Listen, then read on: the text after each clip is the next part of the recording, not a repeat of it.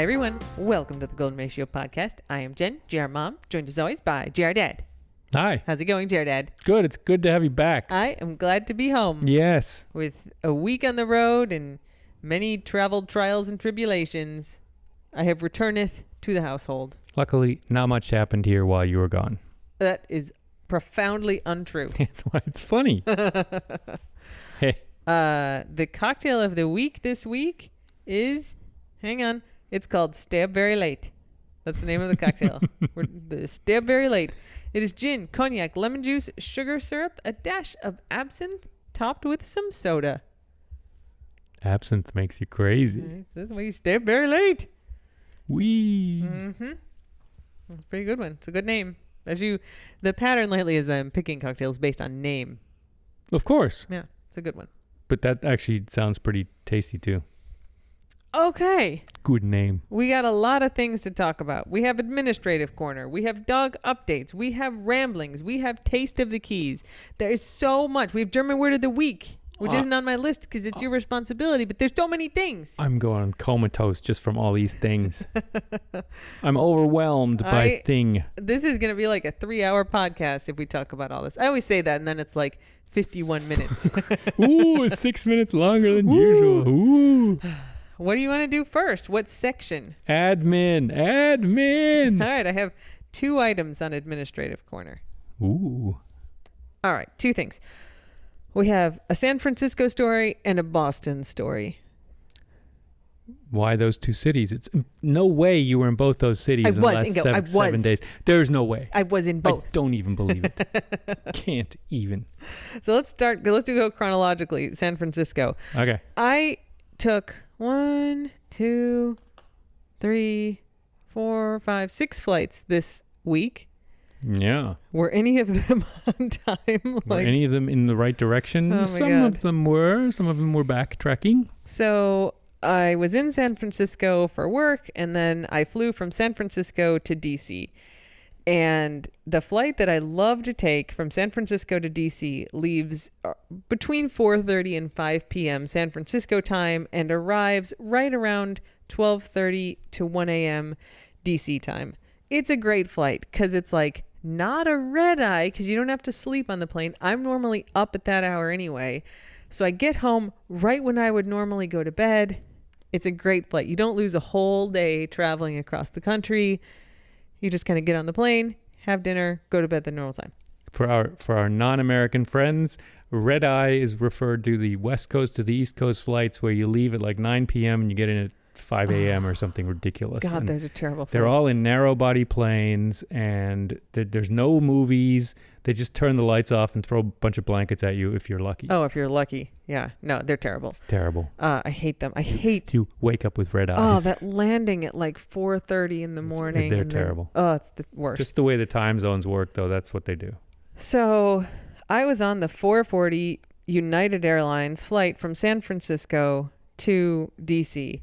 And I get to the airport, and I get to my gate, and I get a notice on my phone that my flight's delayed 2 hours. Ooh, those are key hours in the middle of the night. Man, and I had a hotel that I could have been hanging out at, but I didn't get the alert until I got to the airport. You checked out of your hotel. That's right. I could have stayed. Yeah. But whatever. Ugh. So I'm like, all right, well, I guess I'm going to sit here for 2 hours. So I found a little spot next to an open gate, and I'm like... With a plug. Yeah, sitting there working on my computer. And this was a speaking event. So my speakers bureau books all my flights and hotels. They handle all the logistics for me. And so I get an email from my logistics person at the speakers bureau that's like, hey, the United Operations team is looking for you. The SFO United Operations team is looking for you. And I was like... That can't be good. It's either going to be good or bad. Am I in trouble? What did I drop? I was at least 60% I'm in trouble. And I don't know why. Oh. Something bad has happened. Left blow high somewhere or something. That would have been mild. I don't think they would have been able to track blow high to me. I'm thinking more like maybe I'm going to be arrested. Yeah, I know. But you don't have any explosives, probably. No. I know better. So after much difficulty, There's a lot of backing and forthing and arounding, and I'm waiting. I finally got a hold of the person who was looking for me, and I was like, hey, this is Jen Goldbeck. I got an email that you're looking for me. And she goes, finally, are you here? And I was like, yeah, I'm sitting over by this gate. She's like, stay there. We'll come to you. Whoa, that's always bad. That's like, I would have run. I think I would have run. I would have been like, I'm going to go to a different gate and then watch what happens to that gate. No, I'm not here. Anyway, this very nice woman showed up with a gift bag and escorted me to the club to wait. GR Mom. And it had like a super nice note to GR Mom wishing me luck in the Boston Marathon. It had presents for the dogs. It had little bandanas and tennis balls and water bottles. Guac. It was the most charming, thoughtful little present. So I don't know. Oh, they took a picture of them giving me the gift bag in the club. Know. And you were like regretting that you dressed for comfort. I literally was wearing sweatpants, which I almost never do. But anyway, they were super nice about it. So I don't know who the friends of the squad are in United Operations. Who told you? But it's clearly very close followers who knew that I was, not just that I was GR Mom, but that I was running the marathon and all kinds of stuff. It was so, so nice. Tennis balls. So whoever you are, I see you and thank you. You totally made my day.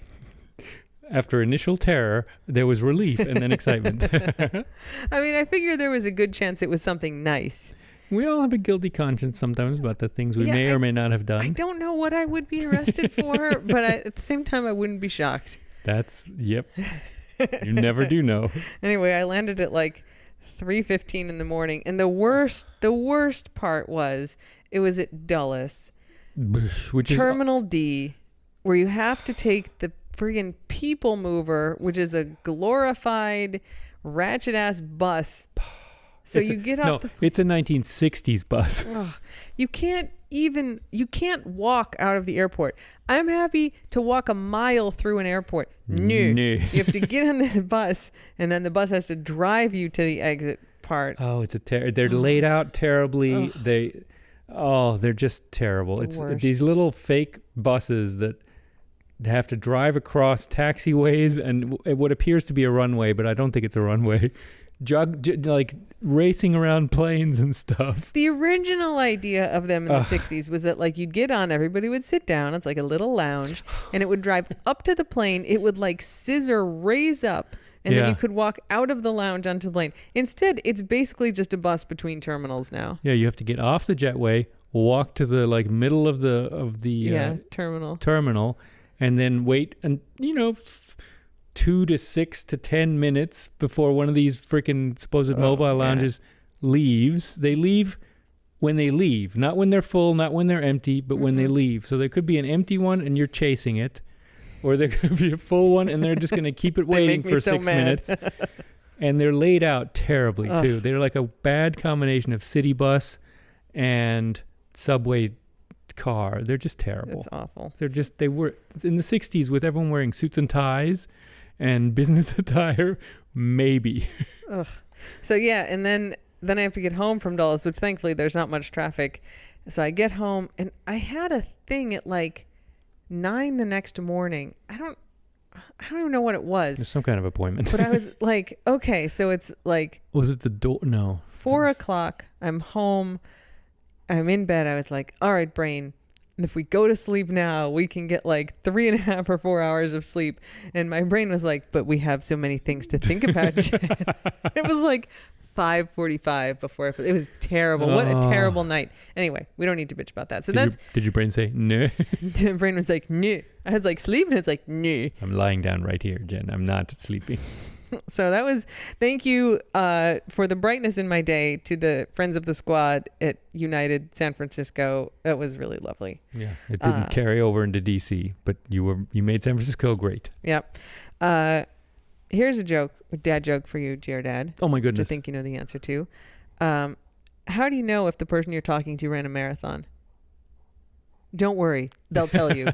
I was going to get there. So yesterday I ran the Boston Marathon. Did I ask? Did nobody, Jen? Hey, I ran the Boston Marathon. Ran the Boston Marathon yesterday. And so I just want to say thank you to everybody who cheered for me, and like online and in person. A bunch of people came in person. They made me signs. I brought little Coach Vink magnets and handed them out. So when people were like, "Your mom," I'd be like, "Hang on, I have a present for you." And I'd like run over and give them a little Vink magnet. Wait, that's a lot of extra weight for you to carry for 26.2 miles. I mean, it was several ounces. Yeah. Well, it's like a whole thing. Yep. So that was awesome. I wore my Sexy Beast shirt. I actually had a new Sexy Beast shirt made. So good. A long sleeve shirt with like Sexy Beast in big silver glitter letters on it. Again, best decision. All the people around me, you kind of have the same people running around you the whole time. They're like, this is what I'm going to remember from the marathon. Everybody yelling, Sexy Beast, Sexy Beast. And they're like doing little dances. At the end, it was great because like I was very far towards the back of the pack, but at the finish line, there were still a lot of people. So the whole street is lined with people. One person would spot my shirt and they'd be like, Sexy Beast. And I'd like raise my hands up over my head and I'd be like, yeah. And then the whole like half a block who see what's going on, they're going, Sexy Beast. There'd be chants, Sexy Beast, Sexy Beast. They're like, I can't believe I'm allowed to chant this. Yeah.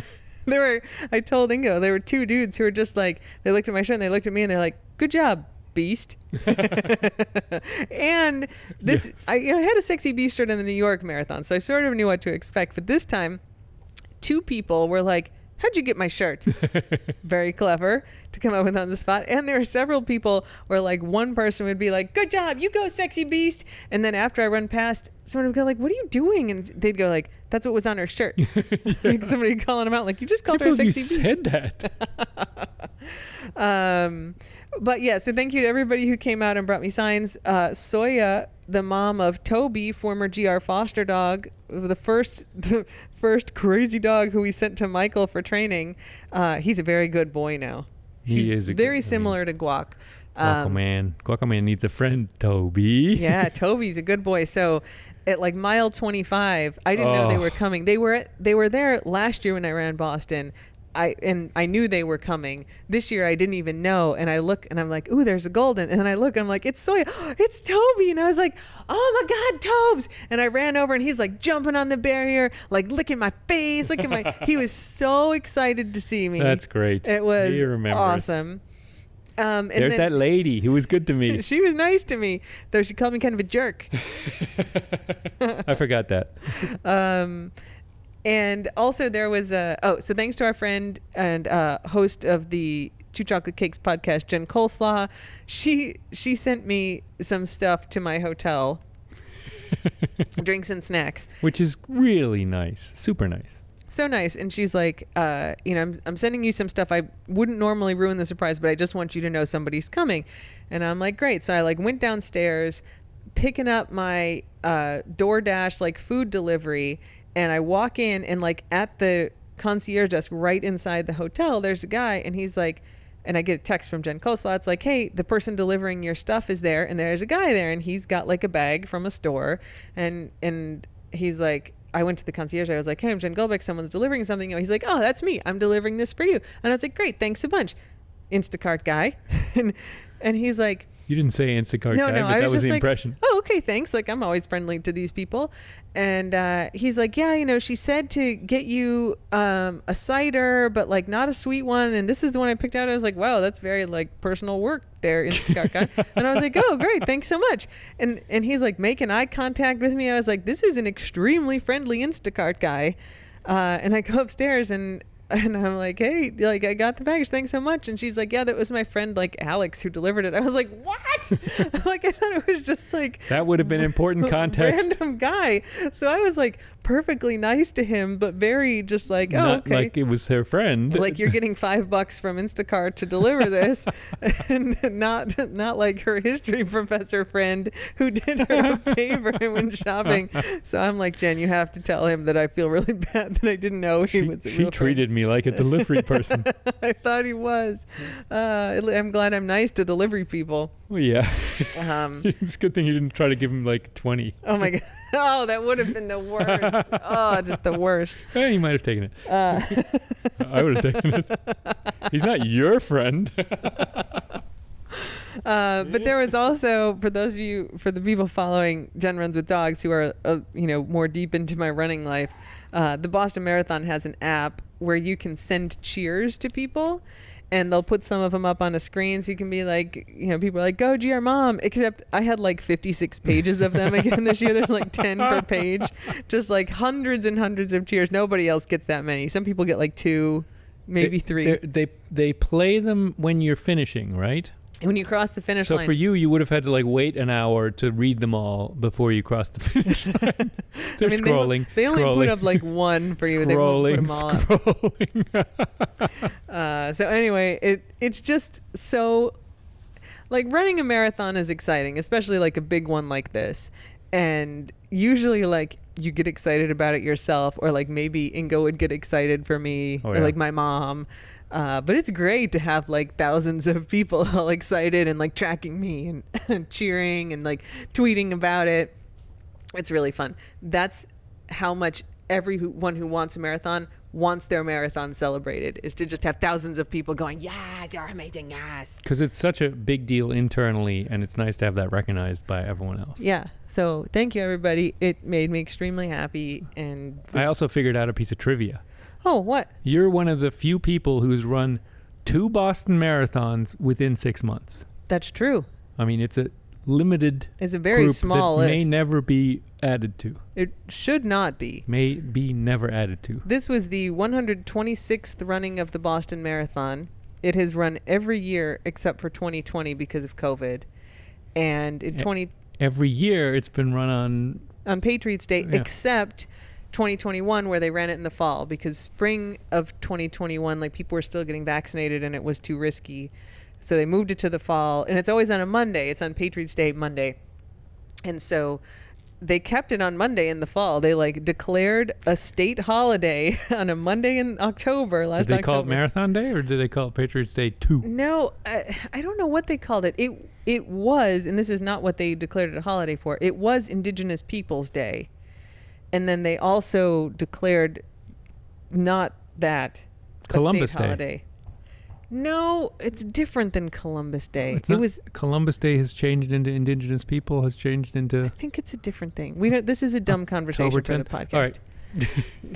Anyway, it was Marathon Day in Boston. That's what they call it. They say it's Marathon Day. Marathon Monday. Marathon Monday, and everyone's just like, of course, yeah, you need the day off. It's Marathon Monday, sure. Yeah. It was a great time. So thanks, everybody. That's the end of Administrative Corner. It's epic. That is the best Administrative Corner I've ever heard.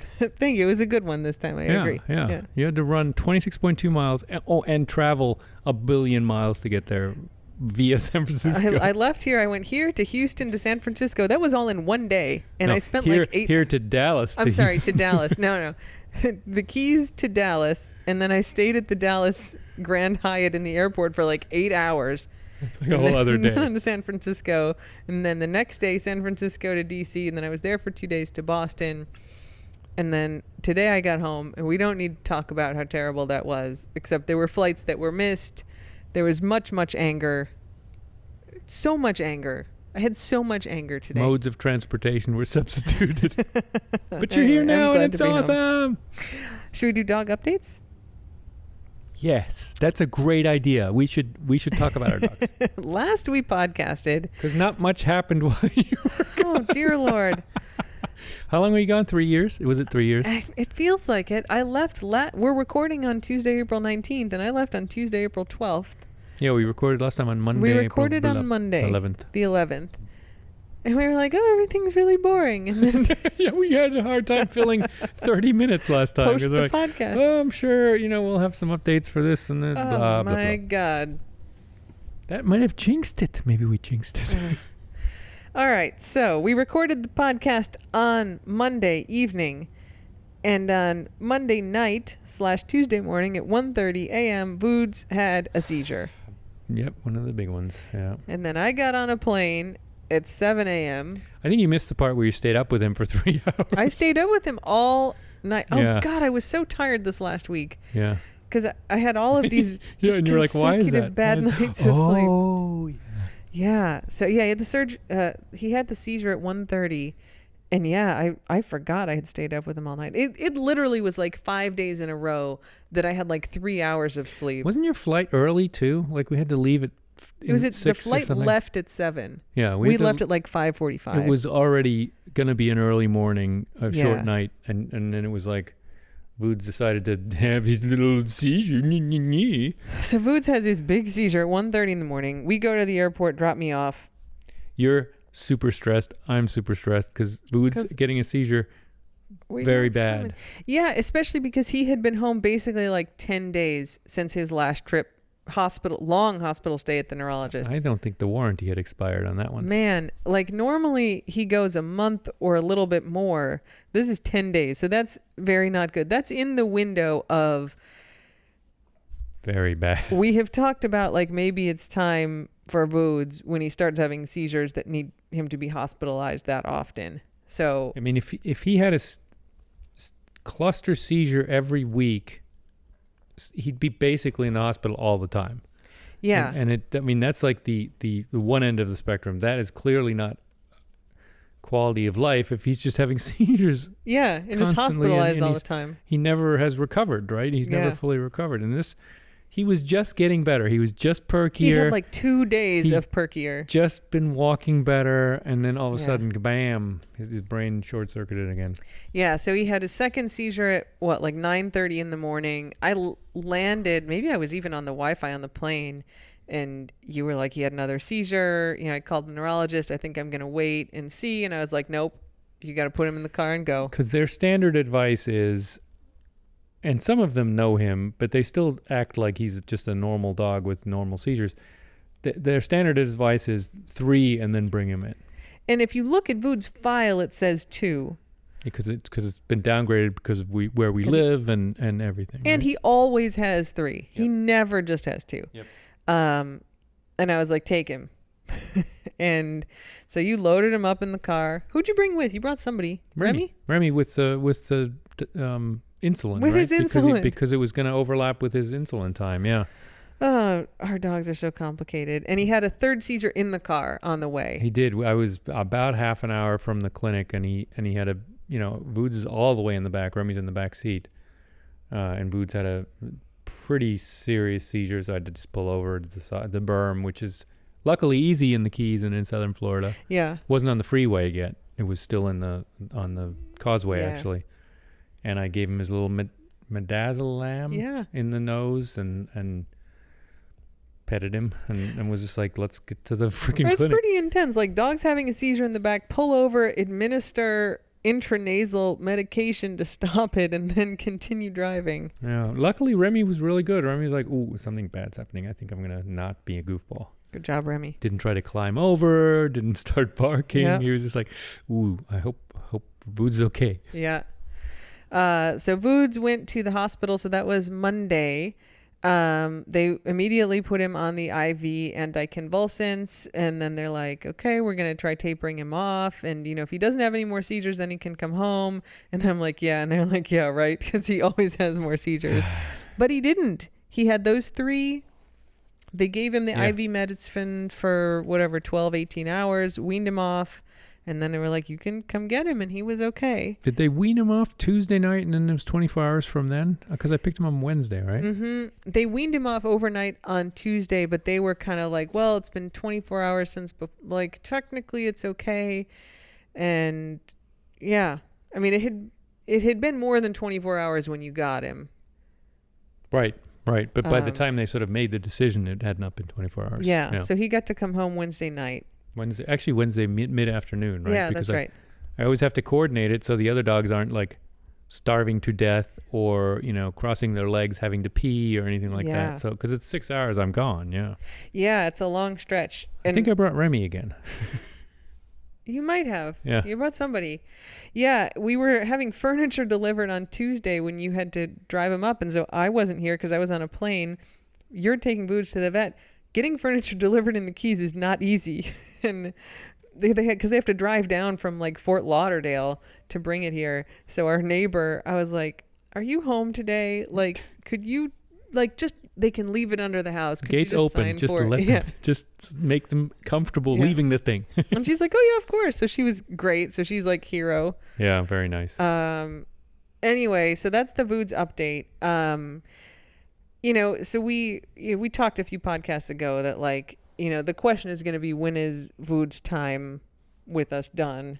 And we had said if he starts having seizures where he has to be hospitalized more than once a month, certainly if it's every 2 weeks, like that's too much. And honestly, like even every 3 weeks, because he's up there for like 5 days most of the time. And then it takes him, like, he's still not better. He's been home almost a week and he's still real shaky. Yeah.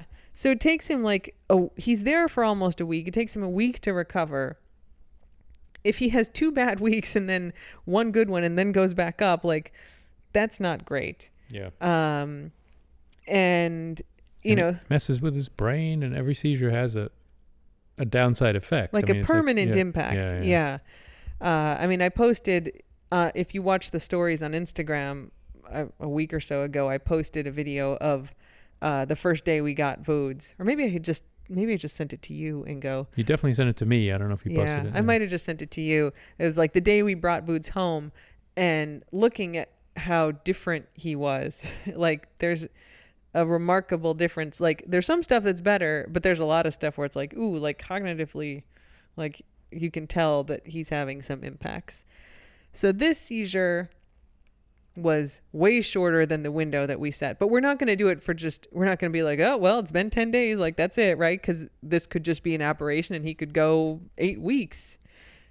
He could go forever till he has another seizure. Every time we leave the neurologist, they're like, well, we have to make a follow-up appointment in 4 to 6 months. And every time we leave, we go, we're going to see you in like a month. Are you kidding? And they go, no, 4 to 6 months. We have to have it on the calendar. And we're like, oh, all right. Bureaucratically, I understand.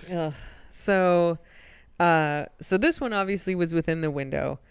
If he were to have another one in 2 or 3 weeks, we would probably say it's time, right? We're not going to do it just for one that comes really short, but next one will be a pattern.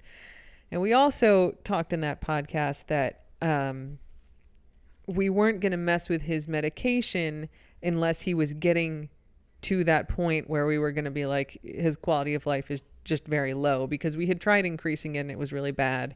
And we had a long talk with the neurologist, who's great, and sort of said the same thing, right? Like, we know that increasing all of his meds may prevent his seizures, but his quality of life is terrible when he's on higher doses than this.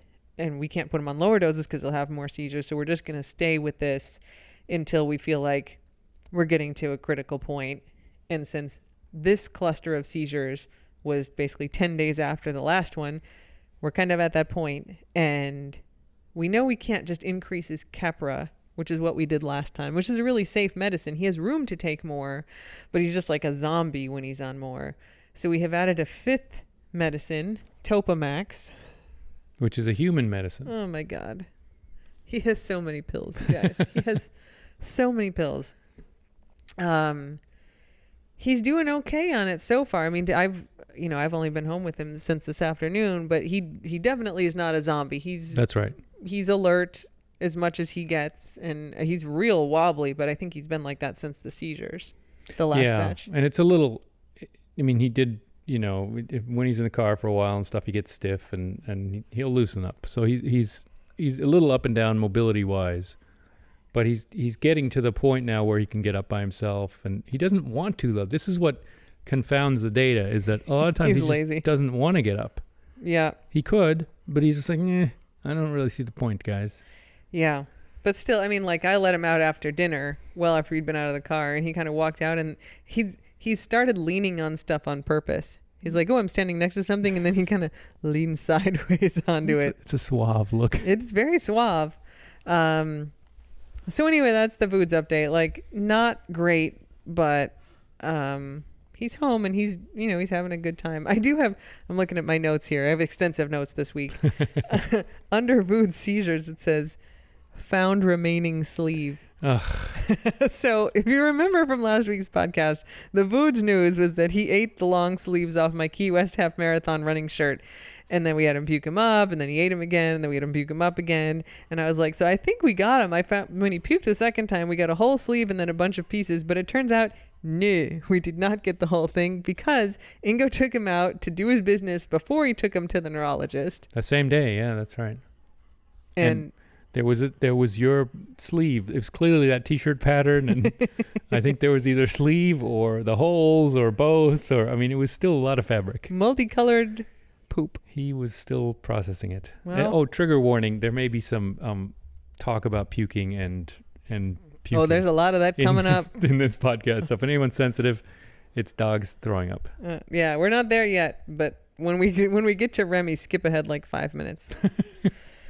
Before we get to Remy, we have Hopper, who we thought was going to die this week. Can we be honest now that we're past it? Just casually, that's another thing that had to happen while you were gone because we thought Hopper was going to die. Somebody's testing somebody.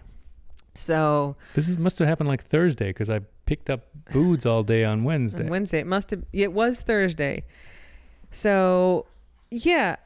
So Hops, obviously, there's the spot formerly known as Hopper's leg. That's a scar, yeah. I frequently am checking it just to make sure everything's okay in there. Giving her little pets, rubbing around, make sure there's nothing sticking out or no lumps or whatever. Everything was fine on like Sunday.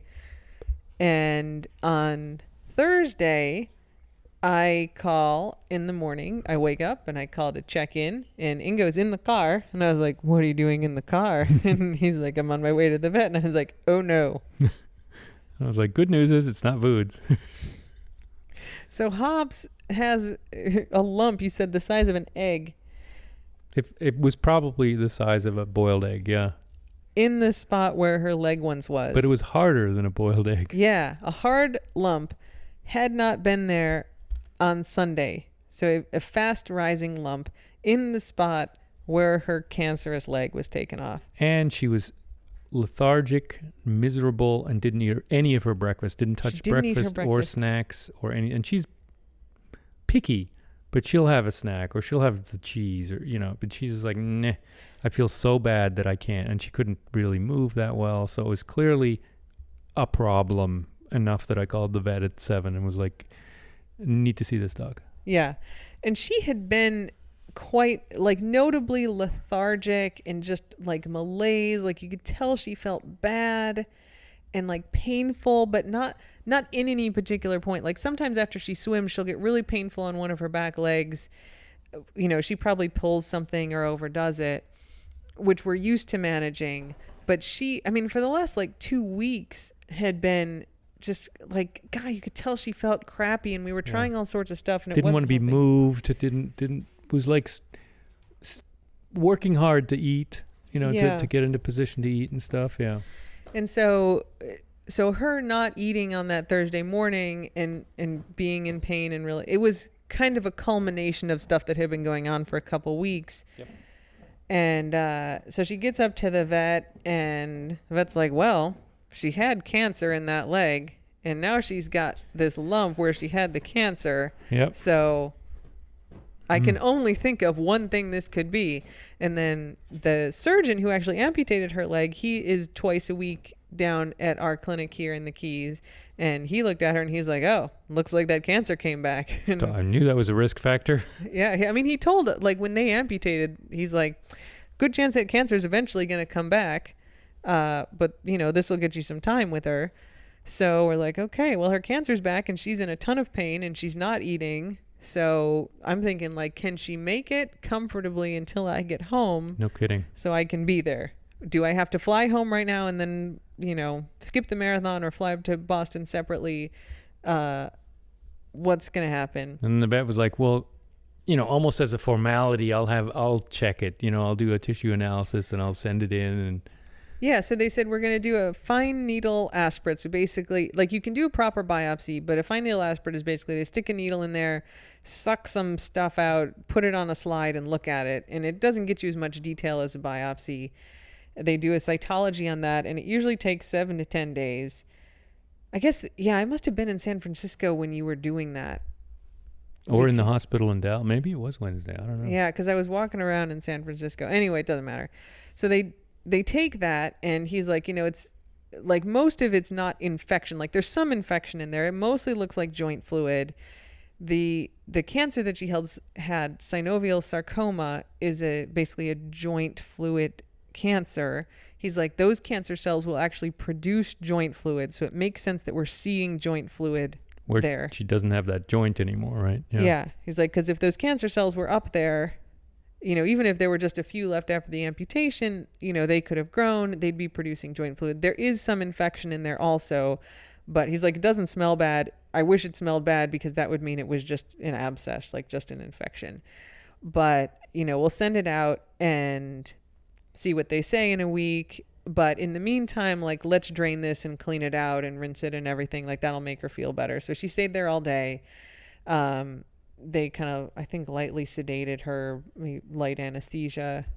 Yeah. Cut a couple holes in it, got all the gunk out of it, put her on antibiotics. By the next day, she felt so much better. It was like, this is a bad example, but it's like after the amputation where she was just like a different dog. She's just like, oh, I'm back to the way I was now. This is good. Yeah. I can move around. I can eat. This is fantastic. Yeah, and like after the amputation, like, of course she like had some discomfort having had that surgery and adapting to it, but she didn't have that this time. So she was just like, well, I'm back like I was. Yeah. So we're like, all right, well, we got to wait a week to get these test results. It must have been Wednesday morning you took her to the vet, and then you had to drive up to get Voods. You were driving all day, because I was in San Francisco when you were talking to the vet, and then I was home in Maryland, like between appointments, and the vet called, and he's like, we got the cytology back. And I was like, the stuff that should take 7 to 10 days, like you got it back like 18 hours later? He's like, yeah, I don't know how it went so fast. He's like, they didn't find any cancer cells in there. And I was like, like, what? He's like, I wrote like in 20 places that she had this kind of cancer, and this came from the site of it, and they say they don't see any cancer in there. And I was like, that's great. I'm like, there's an extremely large chunk of salt that is accompanying these results. I'm like, I don't really believe it. He's like, I know. What are the chances that like she just happens to get this random abscess 6 months after she had cancer in exactly the same spot, when everything has been fine up, and it's not like, oh, it's had trouble healing, it's been perfectly healed. And I was like, I know, right? He's like, but this is good. And I was like, yeah, better than finding a bunch of cancer cells in there. Yeah. So it's not great. She shouldn't be getting an abscess in the place she had cancer, and she shouldn't be producing big lumps of joint fluid in a place that she no longer has a joint. Because this is how the elbow thing started. She had that big sore elbow, and then we drained that and hoped that would fix it, and then it turned out no. Yeah. So, I think we all have suspect that there's like some cancer stuff going on in there, but she is happy and joyful and feeling great now. The lump is totally gone. Yeah. She is. If anyone watches Snap, she's like playful. She runs around in the sand. She wants to go in the water. She goes in the water. Yeah. She's doing great. Wow. So, yes, no impending loss of Hopper T, but it was very scary, because it was just like, if she's in a lot of pain and she's not eating, like that is decision. That's the end, right? Like, you can put her on a bunch of meds and, make her comfortable for a couple days, but like that's basically it. So the fact that we went from thinking that's where we were to nope, like we can't find any cancer. We keep trying. We couldn't find any. Yeah. And she feels fine. That all that matters is that she feels fine, right? So yeah. She's on obviously antibiotics now, but she's also on a bunch of new, more pain management meds, and she's doing great. Because why not? She doesn't need to be sore. She doesn't need to be in any pain. She's not an athlete. Yeah. So good job, Hops. Keep it up. Yep. Was Vink's cyst during this time too, or did somebody else? I think that was me too. I think that was me also. I'm just trying. You definitely brought her to the vet. There you go. I don't remember if we talked about this last week. Vink has a cyst. It's now about the size of a chickpea on her back. It's benign. I think that was maybe on the Monday last week. Could have been. Anyway. Could have been. It all feels like a long week. We have no news about Vink on this dog updates. I think her and CB maybe are the only ones. We got a lot of other stuff. Oh, yeah, we haven't even started about Remy. Let's talk about Remy. If you don't like dog puking stories, would be the one to skip. Skip ahead. So because things have been boring, Remy decided he needed to bring some excitement into the household. Yeah, after we heard that Hopper was getting better, Remy decided, I'm going to be the diva. I'm going to be the drama queen. So our neighbor, the same one who accepted our furniture delivery, stopped by. And she like is a drop-by neighbor. She didn't need to announce. She brings her dog over, and the dog Yes, likes to swim here. that's so right. that's what she did. This is it. I was here, and all of a sudden I hear a dog barking outside, and so does Vink, so does Guac, so does everybody. Yeah. And they go nuts. This is the one where Guac tries to launch himself out of a closed window at the dog because the dog's kind of barky. And yeah, so he likes her just fine, but he knows that she's swimming, and he wants to be swimming and playing fetch. He gets so fetch. jealous, yeah. So Ingo very smartly locks Remy and Guac in his office, which does not face the water, so they can't see her, they can only hear her, and not as much, and goes out and talks to the neighbor, and comes back in. For a while. I mean, she's probably here for 20 maybe. minutes throwing the floaty for her dog and Yeah. all this stuff, and it's perfectly pleasant. I mean, there's occasional barking upstairs, and I'm like, well, It's Guac, fine. you're going to have to deal with it. Yeah. And then you come back in. And I open the pocket doors to my office, Yep. and all I see is Remy choking down wrapped chocolates in a big cardboard box. Like an Amazon shipping box full of chocolate that I had been saving in the closet. Not a box of chocolates, a box with boxes of chocolate in it, like from various a solid 8 pounds of chocolate in there. And it was dark chocolate, light chocolate, just random, like those lint, like the balls. I mean, just random stuff that didn't fit in the pantry.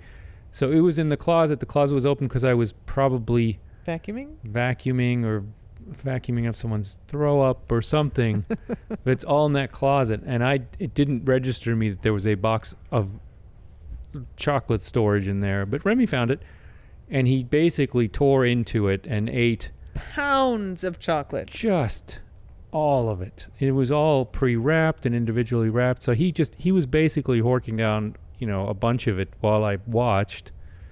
And so I grabbed it, took as much out of his mouth as I could, looked into the box or the remnants, the torn up remnants, and was like, oh my goodness, he's eaten, pounds of chocolate, various chocolates, dark, light, cherry, not cherry, alcohol, whatever. And look, bad for any dog, but he's fucking diabetic. And he was just like, hey, this is the best. You got any more of that? And I was like, man. So I had to put hydrogen peroxide. I think I called you first. Maybe I don't think I did. I think I just put hydrogen peroxide down his throat and took him outside and was just like, you're going to lose all that chocolate. And he basically walked her. Of course, Guac snuck out with him. So he was out there throwing up chocolate. And Guac, his shadow was just like, can I have some of that chocolate? And I was out there with a hose trying to hose it down and rinse it away before Guac was like, ooh, I like chocolate too. But I mean, he's puking up full wrapped chocolates. I mean, I had plastic grocery bags, and I probably filled 2 of them. Oh my God. with the wrapped candy that he was throwing up. I mean, it was kind of like, like pinata. He was a canine pinata. He was throwing up wrapped candy that probably wasn't even half processed, right? I mean, I could have rinsed that stuff off and given it out for Halloween. I mean, it was that Don't come to our house for Halloween, you guys. He didn't chew it. He didn't try to like delicately, daintily unwrap it. He just went. He just hoovered it up, and with the hydrogen peroxide, he quite quickly unhoovered it all, and I managed to clean up the yard, most of it. Guac probably licked up some of it, but it wasn't significant for Guacaman. Yeah, so acutely, all the chocolate got out, but then Remy kind of kept puking for a few days. And this is Saturday, right? So I called you and I was like, what do you think about me driving to Miami, which is the only emergency room right now? Do you think it's worth going 3 hours, given that he's thrown up, and he stopped throwing up when I saw breakfast eggs. And I was like, okay, well, he's kind of, that's got to the where bottom he of started this morning. So I think all the chocolate is gone. Now he's at breakfast. Maybe it was Sunday. This doesn't matter. Yeah, Continue. it was a breakfast egg. And so I called you and we talked about whether I needed to bring him in or not. And you're like, well, if you threw it all up and it was only in his system for 15, 20 minutes. Should be okay. Take a look. Keep an eye on him. Yeah, I mean, you can always bring him, right? So he kept throwing up. I mean, not a lot, but a few more times that day, a few more times the next day. Less and less every time. I think he ate dinner. I mean, he didn't have any impaired appetite. He didn't have a problem. He was just like, I'm going to eat more. You got any more of that chocolate? This is great. Yeah. You know, I feel awesome. Yeah. But by the end of all this, I guess Sunday night, he had a little bit of blood in the puke. Sunday afternoon, right? Yeah. And that's when I called you. It was Sunday afternoon. And I was like, if there's like a lot more blood, or if he keeps throwing up a lot, then bring him up. But if it's just, if he throws up once or twice more and it's just a little, you can probably make it till Monday. So you got him in Monday, and she's like, yeah, well, you give him a lot of hydrogen peroxide. And I was like, I sure did. I would do it again. She's like, you probably gave him more than the recommended dose to make him. I was like, yeah, maybe. Did you see the 8 pounds of chocolate he ate? But I'm not sorry, because they kept saying he ate a box of chocolate. And I was like, no. He didn't eat a box. You think it's like 24 pralines. He ate like a whole box full of those boxes of pralines. I mean, this is so much. There's just so much. Anyway, he's fine now. They gave us some stuff to make him feel better. I'd given him Pepto-Bismol on Sunday. Pepto-Bismol, yeah. Yeah. You can give liquid Pepto-Bismol to dogs. It works great, but I recommend giving it outside, because sometimes they'll be like, oh, what is this terribleness? And keep some in their mouth and then shake their face, and then you got pink all over your walls. I speak from experience. And then they laugh. He did fine with it, though. He didn't have any problem. He did. I think he's also without remorse. I think he would eat more. He totally chocolate. is. All right, there's another dog who could have died. Yeah. This dog's Jesus. Not good. The worst possible thing for any dog, let alone a diabetic dog. And I was doing a glucose curve for him that day anyway, so at least I knew his glucose wasn't off the charts. He's had worse blood sugar values without eating 1 million pounds of chocolate. Yeah. Well, let's talk about a fourth dog who could have almost died, which is Guacomane. Why not? So Dear Dad's out on the Docomane. Yeah, this is a new thing. A shark swimming by. Yeah. He's filming. Pretty good size, like 5. I mean, it's underwater, but it's probably a 4 or 5 foot. Yeah, nurse shark. Yeah. And Guac is like, look at that thing. And he goes like, don't jump in the water. And Guac is like, look at that thing. And he goes like, no, Guac, don't. Guac's like, what'd you say? Look at that thing. I was like, I'm going to go get it. The shark's just swimming. And then Guac's like, jump sploosh right on top of splooshed right on top of the shark. I'm going to check this out. The shark was like, what the fuck? Oh, my goodness. The shark took off, to the shark's credit and Guac's luck. And he completely, I think, immediately forgot what he was going in for. Yeah. Once he lost sight of it and swam back in, and it was fine. It was fine. Nurse sharks are not going to attack him. Launching himself off the dock on top, basically to ride the shark, was very weird. Guac jumped the shark. That's a bad joke. It's a bad joke. I mean, it's like a literal truth. Yeah, that's true. So he was fine. Nurse sharks are extremely docile. They're the ones, like, if you've seen the videos of me petting sharks, that's what they are. Like This one was very surprised, no doubt. You could get bitten by one, but you got to kind of stick your hand in their mouth to get chomped. This shark now has a story. I was just swimming along, and all of a sudden this big furry thing fell from the sky. He touched my tail. He touched my tail. It was terrible. The other wildlife dog story we have this week is Hopper and the snake. That's crazy. Last night, I took Hopper out as last dog, last walkies, last, yardies. And we get out of the elevator, and there's and it's a little cooler than it has been. It's probably in the 70s. So it's cooled off since the day. And there's what looked like a 4.5 foot snake. Maybe it was 4 feet, but it wasn't that big thick. Snake.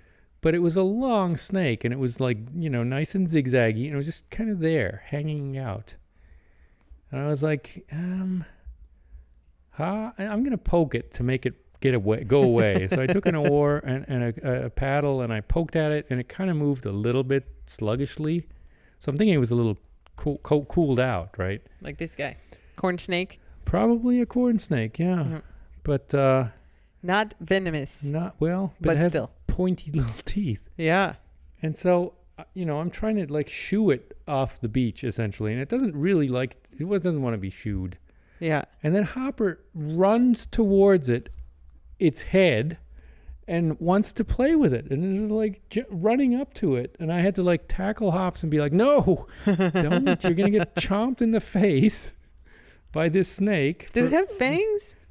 They have no. Any snake has fangs. No. Corn snakes don't have fangs. They got teeth, but they don't have like the big. I don't know. I vampire didn't see. fangs. Okay. It's not a cobra. I mean, it wasn't spitting venom or anything. It wasn't. I mean, there's venomous snakes down here. I don't think it had a real small head. Yeah, it's probably a corn snake. It didn't. I wasn't too worried about venom. I was just mostly worried about like the gecko that bit Fruits drew blood, right? Chomped onto Hopper's nose. And so if Hops gets, a snake in the eye or something, that's bad. I don't want that. That happened in that Hops movie. was just completely fearless and was just like, "Oh, friend, play." And the snake was like, and like drew back and did the whole coil thing. And I was like, no, we're not, Hops, we're not doing this. And I was like, but we are. She was so insistent, and she was just like digging her legs into the sand and kind of like doing a cartoon, like running in place kind of thing. And I was just holding her, for dear life, kind of tackling her. And the snake slowly, very slowly, kind of slithered away. It was a weird experience, but mostly Hopper has no idea what the snakes are. Yep. No respect, no natural fear. Brody, good job not creating any stories this week. Brody, you can't really say that you almost died. Vink, good job. Keep it up. I think Brody threw up a little bit too this week. Oh, dogs puke, man. Yeah. He's like, I just gotta join in. Guac did this morning. I mean, everybody's like now all of a sudden, there may be something environmental around. There could be some. No. Don't make up these theories. It's my theory. Stop with your dumb theories. Now, you're going to get people worried, and you're just making shit up. Why is everyone puking? Oh, because sympathetic. I think because people are eating stupid stuff. You're stupid. We're done with dog updates. Okay. I have 2 potential ramblings if we want to do ramblings. I like it. Ramble on.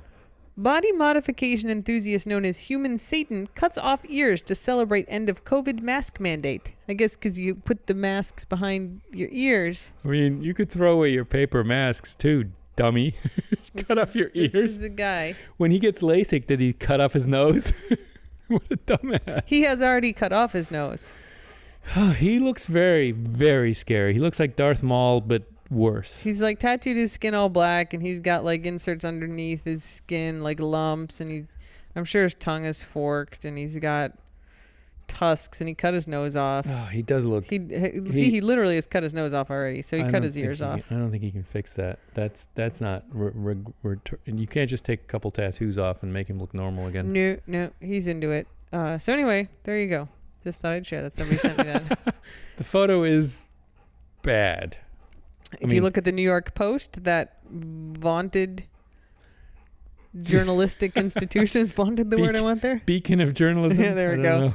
All right, the other one, which I tweeted about, is mystery sarcophagus found in Notre Dame to be opened.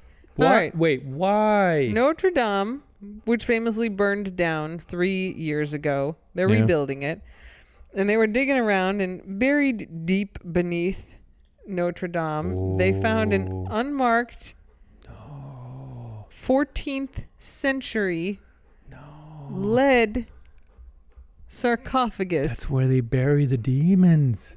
It's from the freaking 1300s? There's demon or witch? I mean, that's bad. The 1500s. It's like 700 years ago. No. They made a lead coffin and they put shit in it. Unnamed, unmarked. They destroyed all the records about it and they buried it deep beneath a sacred site to contain its power. They're going to open that shit, Ingo. There are so many horror movies just like this. Mm-hmm. Mm-hmm. Except there it's accidental because surely no one will be dumb enough to do this on purpose. It's always like some construction worker kicks it open or something. Yeah. No, these guys should know better. Scientists have already peeked into the sarcophagus using an endoscopic camera revealing the upper part of a skeleton, a pillow of leaves, fabric, and as yet unidentified objects. Pentagrams. I don't know. So anyway, that's happening. Oh, that's not good. All right, so that's my ramblings. Nobody listens to our advice on that one. No kidding. Leave it be. Bury it. What's the German word of the week? Leichendiener, speaking of bodies. It is I don't want to say the autopsy assistant, but the coroner's assistant. Who's the technician? Mortuary technician. Yeah. Yeah, he's like the gopher and fetch it to the to the coroner, to the mortician, right? Is it? Yeah. Yeah. I guess you could have it for a coroner too, yeah. But Leiche is dead body. Yeah, corpse. And Dina means servant. So this is a very quaint. Some follower suggested this word, actually, Leichendiener. Yeah, it's a good one. So yeah, a follower, not some. That sounds very bad. Some follower. A follower. was we call them enough. Friends of the squad. Friends of the squad was kind enough to suggest this, yes. Yep. And so I looked it up, and it is a very cool concept and word. Yes. Yeah, it's a good one. Yep. For Taste of the Keys, we have Miami murder suspect taken into custody. On April 14th, Key West police detectives located and took into custody a man in Key West who is wanted for homicide by the Miami Police Department. They were responding to a be on the lookout. Bolo. Thank you. By that agency for Angel, we'll just call him Angel, that's his real name, in connection with the homicide that occurred on October 8th, 2021. The Bolo warned the suspect should be considered armed and dangerous. I get that mixed up with BOGO sometimes, but it's buy one, lose one. No, it's be on the lookout, yes. Anyway, they're like, we think he might be at this place, and then they went to that place, and he was there. It doesn't sound like that menacing if he's just like, yeah, okay, fine. Come. Yeah. With the help of Monroe County Sheriff and U.S. Marshals, Angel was transported to Miami-Dade police custody. They've had, 23-year-old women in bars that have resisted arrest harder than this guy. No kidding. I mean, frequently. So there you go. Ingo, I'm exhausted. I think we should end this podcast. Just for this week. I'm tired. Aren't we done? We're done. Is this a setup to a joke? No. This is just where you start thinking of other stuff to talk about. Oh, I'm done too. I'm real tired. We had a lot of dog updates. I'm very pleased with the amount of stories and highlights and weirdnesses that we conveyed. There was a lot. Yeah, I don't feel like I need to make up for it by, being creative. Thank you. And genius, by imparting my genius that I usually impart.